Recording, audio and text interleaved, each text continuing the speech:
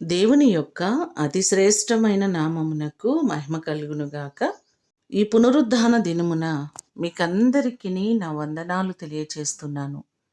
ఎలా ఉన్నారండి? అందరూ బాగున్నారా? ప్రతిరోజు మీ కొరకు, మీ కుటుంబాల కొరకు మేము ప్రార్థన చేస్తున్నాం. మా కొరకు, మా పరిచర్యల కొరకు మీరు కూడా ప్రార్థించవలసిందిగా ప్రభు పేరట మీకు తెలియచేస్తున్నాను. ఈ దినము మిమ్ములను బలపరచు దేవుని మాట, నాకు అసాధ్యమైనది ఏదైనా ఉండునా? ఇర్మియా గ్రంథము 32వ అధ్యాయము 27వ వచనం.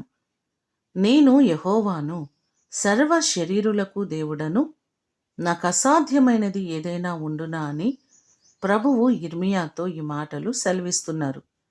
అలాగే ఆదికాండము 18వ అధ్యాయము 14వ వచనంలో చూస్తే, యెహోవాకు అసాధ్యమైనది ఏదైనా ఉన్నదా అనే మాటలు మనకు కనబడుతున్నాయి. మన దేవునికి సమస్తమును సాధ్యమే. అసాధ్యములైన కార్యములను మన దేవుడు తన కృపచేత సాధ్యము చేయగలడు. మీ కుటుంబాల్లో ఏ కార్యములు జరగక మీరు బాధపడుతున్నారో ప్రతి కార్యమును చేయుటకు ఆయన సమర్థుడైన దేవుడు.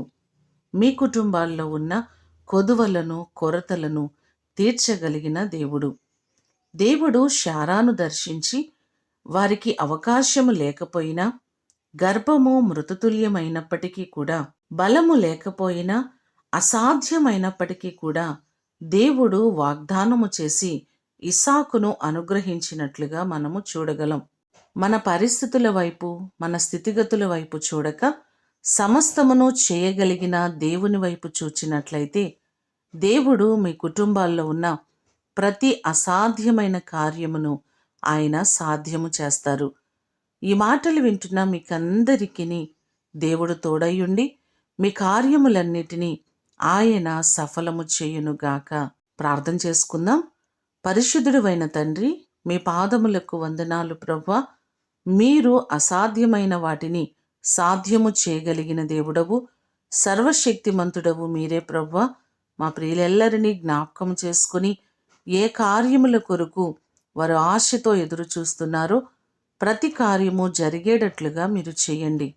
ఈ దినము కొరకు వందనాలు, కృతజ్ఞతలు మీకు తెలియచేస్తూ యేసు నామమున అడిగి వేడుకొని పొందియున్నాము తండ్రి. ఆమేన్. దేవుడు మిమ్ములను దీవించునుగాక.